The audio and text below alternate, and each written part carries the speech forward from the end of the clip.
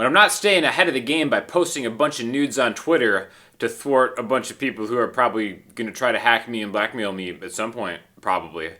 I like to answer questions that I get on YouTube, so let's get to it. Sean, you should do a video on some songs, covers, that a new band should play to differentiate themselves from the rest of the average bands going around. Thanks, and keep up the good work. Thank you very much. I don't really teach a lot of songs on this channel, but there's another channel that kind of contracts me out to do like song lessons called Guitar Control. I can link you to if you're interested. But I think the main thing to remember if you're a band doing covers, trying to get around in the scene, to differentiate yourself is to learn new music, specifically new music that is out there right now. And the funny thing about this is, like, for a lot of musicians, especially once certain musicians get to a certain age, it seems, they just stop listening to new music. That is the absolute worst thing that you can do. And even if it's not like guitar music specifically, there's always a way to take any pop song, no matter how electronic it is, and turn it into an acoustic version.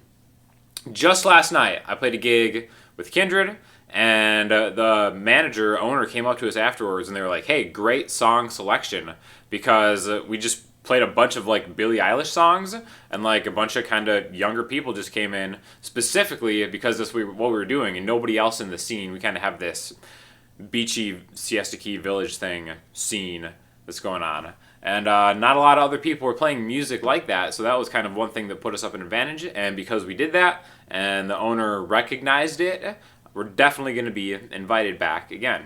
So I would definitely just kind of keep an eye on what is trending out there musically, even if it's not your bag. Again, it was very valuable for us to learn all those Billie Eilish songs, which a lot of those are good songs too, you know? I'm not a huge pop music guy in my heart, but there is something that I can appreciate about the production and the songwriting of a lot of that stuff. So again, my best advice is to just learn new music, because again, some of my best friends out there who are in the circuit making the grind, they have kind of the same set list, and they get kind of bored in it, and it just becomes a grind for them. So some of the funnest parts of performing for me are just learning new songs every single time. So every time me and Kindred play, we probably add like 3 or 4 songs to the set list that we've never done before. Taking requests is something that I think you should really be open to as well, because people love that. You make a lot of tips that way, and they also don't expect it to be perfect. I remember when I first started playing out more, I was like, taking a request, that seems hard, especially if it's a song I'm not really familiar with. But if you have a request, and you can look up the chords on your iPhone or phone or whatever, and you just give it a shot, people are understanding of that, especially when you announce, hey, this is a request, we've never done this song before, we're just going to give it a shot, let it roll. And usually it's just kind of like, it can be funny if you screw up. People aren't expecting you to get that flawlessly, and it's really kind of like a win-win situation. People really appreciate just giving an attempt at something new. It's great for your musicianship, and it might open your ears to a whole new type of music that maybe you haven't listened for. So listen to new music and try to perform that new music. It's not hard. Get the band together, rock it out. Yeah, not a great song, kind of boring, but adding fuzz definitely makes the sound and the lyrics better.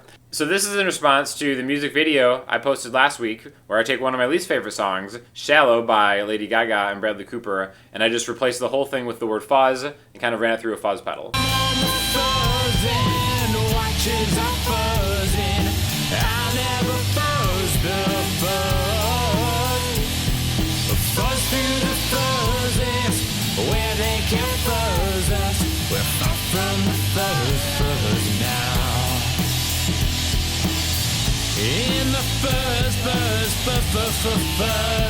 Now the funny thing is, at that very same gig last night I was talking about, afterwards the owner was like, I am so glad you guys played Shallow. That was fantastic. Thank you so much. It's my favorite song. And the whole time I felt a little guilty knowing that I just flamed it in a very strange way just a few days prior. And also too, one of my friends was in the audience, and while we were playing it, they were singing the fuzz lyrics, which also kind of made it that much more interesting. So definitely check out the fuzz video if you haven't yet, because it's kind of interesting. You still suck, dude. Sorry, but playing guitar is something you are born with. It's not learned.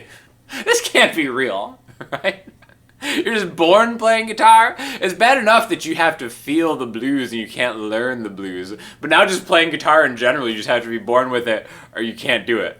Kind of salty. How do you have the amp positioned high up off the floor? What is the amp sitting on? So this is from the video of me posting about the new Fender amp that I got. That is sitting on an on-stage amp stand.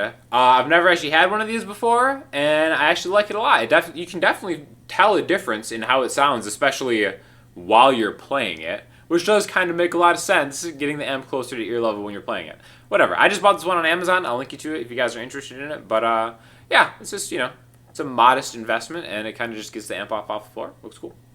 I used to have a Casio Privia PX560. Then I realized that I'm a grown man and bought a Kawai MP11SE. I think we've reached the quintessential salty elitist piano comment of all time. When you're flexing in the comment section about your Kawai piano and a video on how to buy a beginner keyboard. So well done. We're all so very happy for your man's keyboard. Pretty cool, but you gel your hair, so F you. First of all, I don't gel my hair. I use Hans de Foucault Men's Premium Styling Paste. You are master in guitar. Thank you so much, sir. You are a diamond to me. Are so precious, master. Now these are the type of comments we need to be seeing more of. So thank you very much, good sir. I appreciate you chiming in. Terrific lesson. Small details like this make your strumming go from boring and dull to organic and pleasant to the ear. Having said that, your collection of guitars is impressive. The $1 million question, how is it possible that all your guitars are always so ridiculously clean? What is your guitar cleaning routine? How often do you clean them? And which cleaning products do you use? Please make a guitar cleaning tutorial.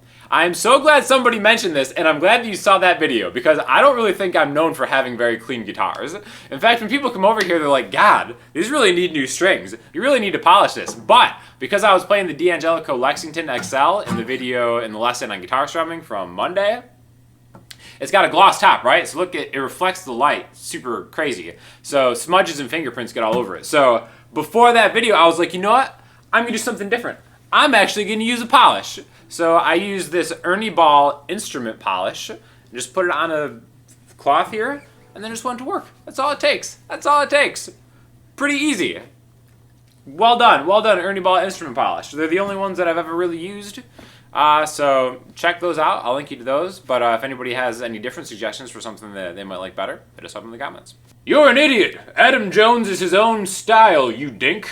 How is that scale to do with Tool at all? You're a twat. So this is in response to a video I did on how Tool and Alan Menken, the Disney composer, use similar scales like the Byzantine scale to kind of take like Eastern musical components and merge them into like a Western type style. So again, the name of the video was called What Aladdin and Tool Have in Common. YouTube just randomly decided to promote that last week. So I get all these salty Tool comments coming in that they thought the title of the video was How to Play Every Single Tool Song Ever and Why Adam Jones Sounds a Specific Way, instead of maybe just one thing that they have in common with like a traditional composer. So a lot of fun Tool comments have been sent my way the last week, and I'm very grateful for that. You play Tool like a tool. Oh man. Hey, you mentioned the Princeton, but did you consider a Supersonic? Any thoughts on that amp versus the Deluxe Reverb reissue? Yeah, I thought about the Supersonic, but honestly, so the main difference is I wanted like a super clean amp. That's why I ended up getting the Fender Deluxe. I was also debating between the Fender Princeton. Ended up going with the Deluxe. I'm really happy with it. The Supersonic is really cool because it has those two gain channels that you can kind of crank up. Again, I am so sold on the Mesa gain channels that I love that so much. My Mesa 525 is a staple here. I only really feel like I need the 2 amps because they do the totally opposite thing. So I never really seriously considered the Supersonic. But again, from everything I've heard, it's a great amp. But that is why I went with the Deluxe Reverb reissue, because I'm just super happy with the gain on the Mesa. So speaking of new music, I'm going to link you to something from the new Raconteur stuff coming up. Huge fan of the Raconteurs. It's one of Jack White's side bands, I guess. And their second album is, I think, one of the all-time great guitar awesome albums. Excited for the new stuff. Check that out. Let me know what you guys think. Hit me up in the comments, Instagram, Twitter, and the website. I'll talk to you all soon. Thanks a lot.